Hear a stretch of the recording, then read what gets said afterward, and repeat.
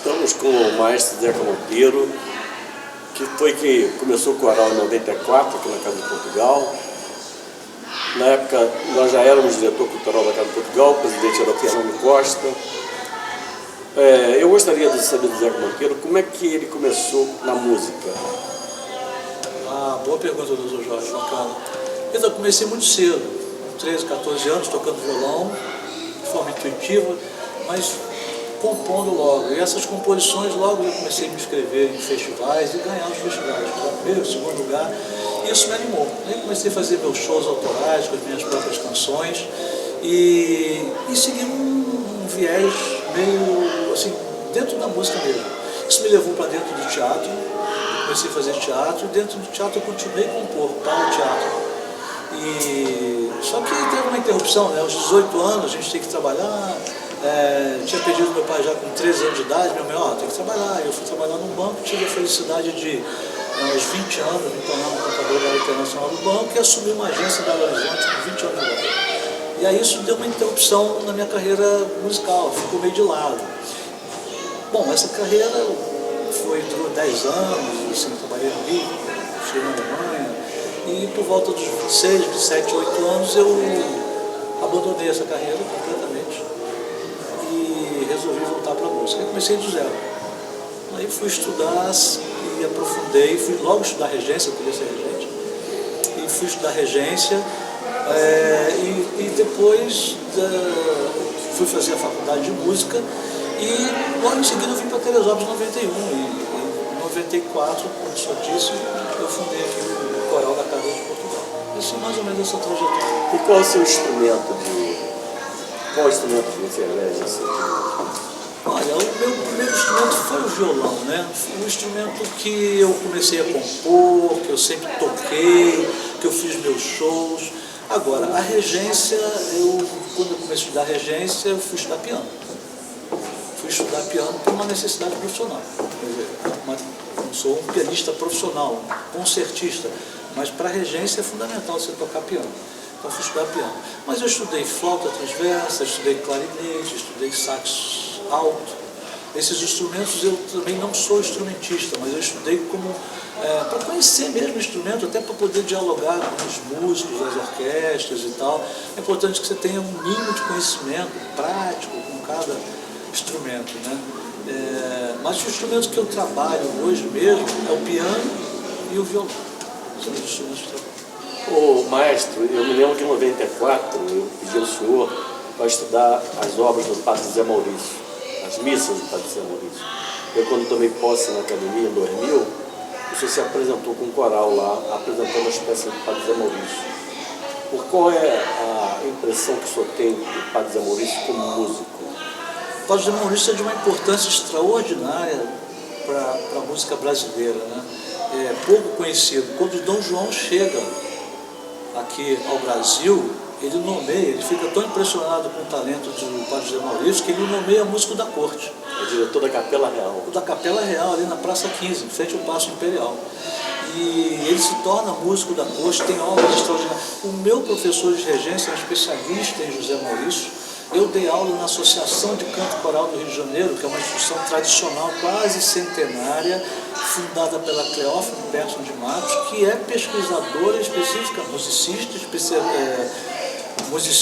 pesquisadora de Padre Zé Maurício, onde você encontra as obras, as partituras dele. O meu professor Carlos Alberto Figueiredo, que foi meu professor de regência, tem 2 CDs gravados, na época dos CDs ainda com as obras de Padre Zé Maurício. E aqui no Coral da Casa de Portugal, nessa primeira fase em que nós tivemos aqui, nós fizemos 2 peças, o Domini Jesu, se não me falha a memória, do José Maurício, e acho que o Tantum Ergo.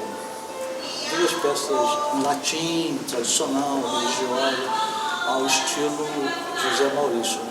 Vale a pena comentar que o Padre Zé Maurício era um músico tão especial que ele construiu os próprios instrumentos, não havia, ele não tinha conhecido como instrumento, ele construía. Depois ele ganhou uma bolsa de Dom João VI. Ele teve um filho médico, morava no centro da cidade, no Sobrado. Sim. E no dia que ele morreu, como ele era obeso, ele desceu as escadas para não dar trabalho ao filho, para morrer no térreo. Sim. E o padre Zé Maurício, sem dúvida nenhuma, se tivesse nascido na Europa, teria sido um músico ao nível de Mozart, Chopin e companhia, Beethoven, porque ele tinha capacidade musical para isso, a tal ponto que o regente da corte de Portugal era o Marcos de Portugal, e quando tomou conhecimento que o padre Zé Maurício tinha sido nomeado diretor da Capela Real pelo Dom João VI, ele correu para o Brasil. Sim. Aí ficou 2 diretores da Capela Real. Mas eu tenho a maior admiração pelo padre Zé Maurício, espero que o coral da Casa de Portugal possa estudar as peças dele, que são peças eruditas e sacras, do maior valor possível dentro da erudição da música clássica brasileira. Perfeito. Tem alguns especialistas que eu não sou um especialista em estilo, em analisar estilos, mas os especialistas em estilos musicais comparam a composição do padre Zé Maurício a um estilo mozartiano. Não que seja um Mozart, não é isso, não é uma questão de personificação, mas o estilo de composição dele tem características de composição de Mozart. E um fato interessante, maestro, é que uma pesquisa recente que nós estamos fazendo, a Bruna Dodaro, que é especialista em óperas, que trabalha, é conselheira da Casa de Arte, e ela conhece bastante música clássica, nós pesquisamos e chegamos a uma infeliz conclusão. Não existe nenhuma biografia do padre Zé Maurício em nenhuma língua. E ele era conhecido na Alemanha, na Itália, na Holanda, na Noruega, na Dinamarca e por aí afora. E nós estamos publicando o primeiro livro a respeito da vida do padre Zé Maurício. Nós estamos fazendo uma pesquisa, já reunimos muito material, música, partituras e muita informação. E no ano que vem nós estaremos publicando esse livro. E talvez não, com certeza, a representação desse coral. Com certeza. Nós temos um prazer imenso, uma honra representar a Casa de Portugal para as obras, né? Uma instituição luso-brasileira em que resgata esse período da história do Brasil, de um entrelaçamento da corte portuguesa chegando ao Brasil, e encontrando o músico brasileiro, contribuindo para o desenvolvimento da cultura, especificamente a música nesse período, e a Casa de Portugal hoje poder, através do seu coral, trabalhar esse repertório vai ser fantástico. Com relação eu tenho algum material lá de Maurício, posso ceder aí para a sua grandeza, CDs, músicas, partituras, um pequeno livreto, foi publicado pela FUNAT, a própria Associação de Canto Coral do Rio de Janeiro, tem bastante material lá sobre o José Maurício, o padre José Maurício. Enfim, é um compositor que merece toda a nossa consideração. Eu gostaria que o senhor relembrasse a apresentação das tunas aqui na Casa de Portugal, aquelas corais. Tunas acadêmicas e os corais. Que vieram aqui na Casa de Portugal e a gente organizou várias apresentações. Sim. Eu tive a oportunidade foi me oferecido, mas tem uns corais de Portugal vindo aí para o Brasil, você gostaria? Como você rege o coral? Eu falei, não, vamos levar. E na época da sua gestão lá, no primeiro mandato lá com o professor Fernando, o senhor como diretor cultural, teve a sensibilidade de apoiar o evento e nós trouxemos naquela ocasião os corais de Portugal. Eu estava vendo o material coral Chão da Terra, se me falha a memória.